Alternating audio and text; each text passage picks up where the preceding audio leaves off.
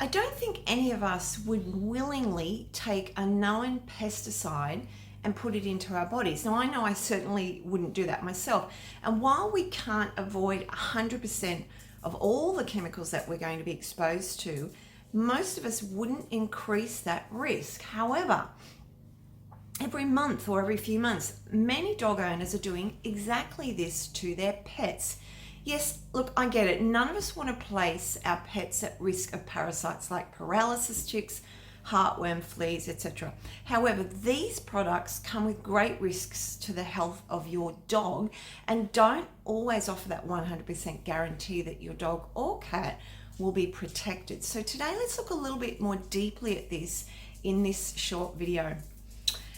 Hi there, it's Lyndall Pinchin, Canine Naturopath from Canine Vitality. Welcome back to the channel, guys. If you're new to the channel, thank you for stopping by. It's Happy Healthy Dogs.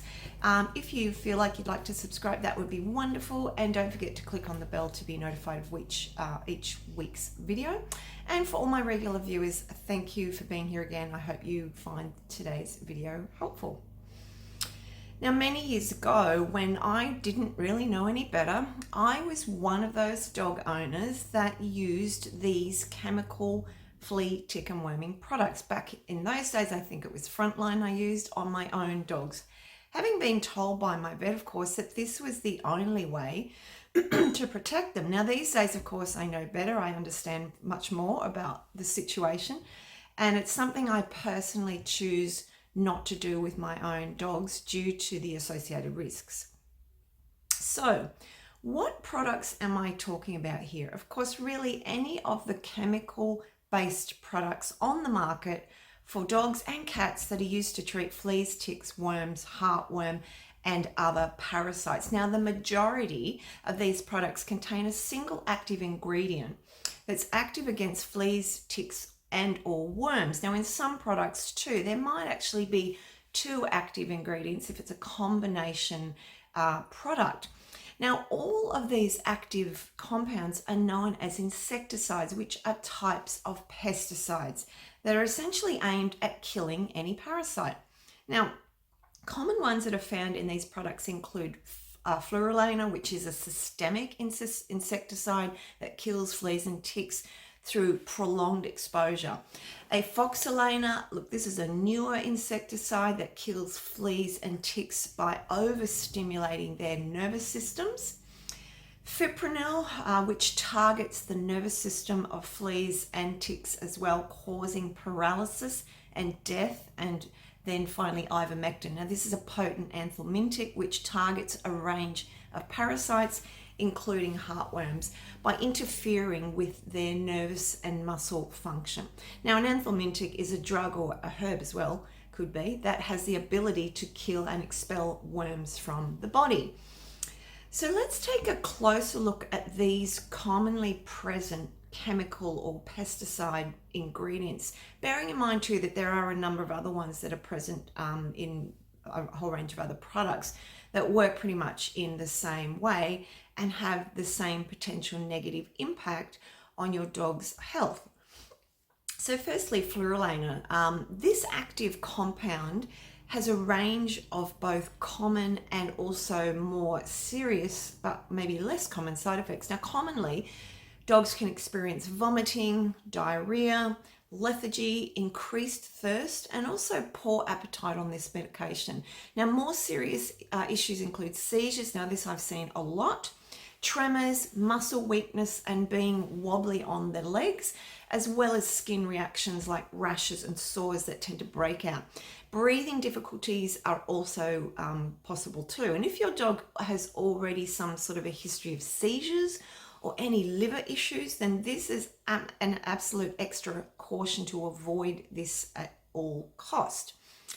The second one, Foxade, that newer one, the common side effects here are actually quite similar to the fluorolana. that we just mentioned, with the addition of dry, flaky skin. Now, in the more serious category, we have seizures and tremors again, as well as weakness in the limbs. There could be possible hyperactivity in your dog and mental overstimulation symptoms and excessive drooling.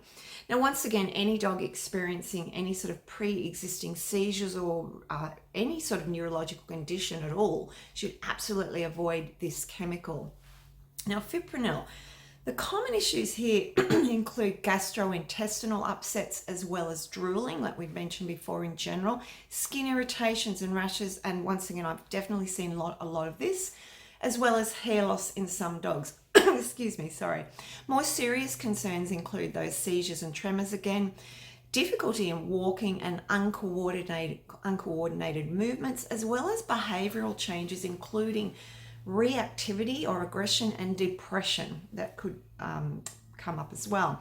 And finally, ivermectin, which of course became more well known through COVID, but that's a whole different video, which we're not going to go into today.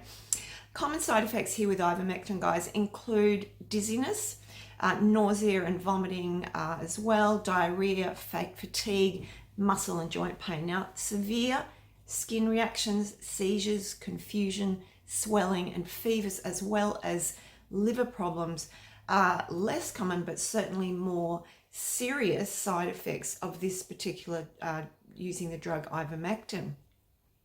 Now, you'll notice that a lot of the side effects here, aside from the gut issues, are neurologically based in nature, such as seizures, tremors, poor walking, wobbliness, all that sort of thing. And this is really due to the way these chemicals work on parasites. Now, all of these pesticides are what are known as neurotoxins, although they do work slightly differently in each case. Now, a neurotoxin is a substance that damages, destroys, or impairs the function of both the central and peripheral nervous system in your dog's body. And while that might be good for killing a parasite, the issue here is that these pesticides can and do at many times cross what is known as the blood-brain barrier. Now, the blood-brain barrier, or BBB for short, is a specialized but very selective barrier that separates the circulating blood that's in your dog's body from the brain's extracellular fluid that's found in the nervous system, central nervous system. Now, its job is to protect your dog's brain for potentially any harmful substances, while allowing, of course, all the essential nutrients to pass through. Now, unfortunately, genetic weakness, incorrect dosing, or just the nature of these neurotoxic pesticides themselves can cause damage to this blood-brain barrier lining and make it more permeable, much like leaky gut, allowing these chemicals to then move across into the brain.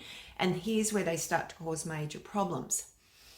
But not only this, what about the general impact of these pesticides on your dog's immune system? Now, studies have shown, and have extensively shown really, that these types of pesticidal ingredients can absolutely impair the functioning of the immune system by damaging the immune cells, such as the T cells and macrophages, which are designed to help fight infection, etc., leading to a weakened immune response. Now, in addition, they can lead to what is known as neuroinflammation. Now, many of you know on my channel, I talk a lot about inflammation in lots of different ways. And of course, inflammation anywhere in the body is problematic, but especially in the brain area. Now, when given over a period of time regularly, these chemical pesticides can set up a pattern of chronic inflammation that alters the immune response, either by weakening it or actually pushing it into autoimmunity, which I also talk a lot about on my channel, and triggering off as well many of these side effects that we've talked about here today. So, all in all, you can see how damaging these pesticide ingredients can be. And really, what I've talked about here is just the tip of the iceberg. To be honest, I could probably go on much longer, but that would make for a very long and probably a bit boring video.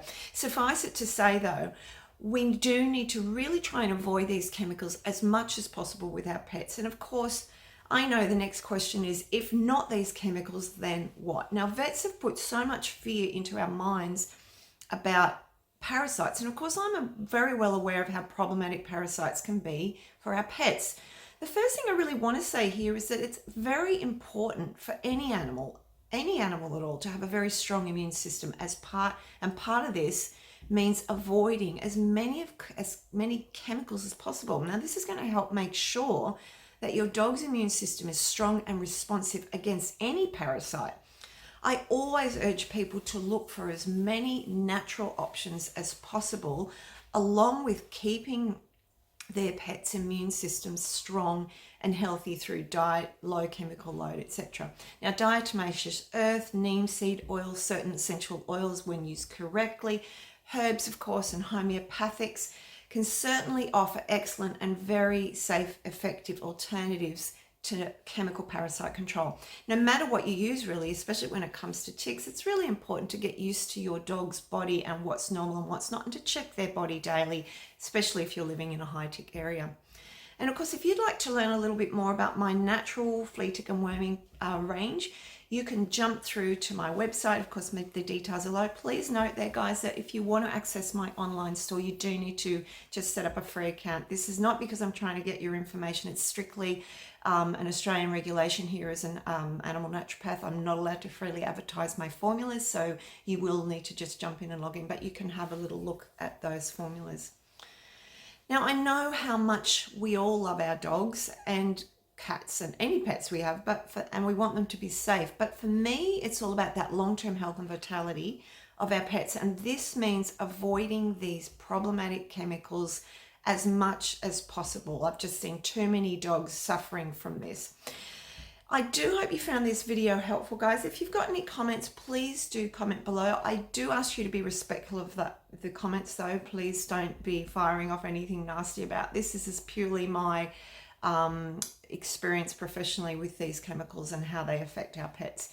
If you did enjoy the video, guys, do please give it a like and share. That does help to get the content out on Google, on YouTube algorithms. And as I said, if you've got any more questions about my natural flea, tick and worming products you'd like to find out about, you can also email me below. Guys, I hope you're having a great day. I will catch up with you, though, in another video next week. I'll talk to you very soon then. Bye for now.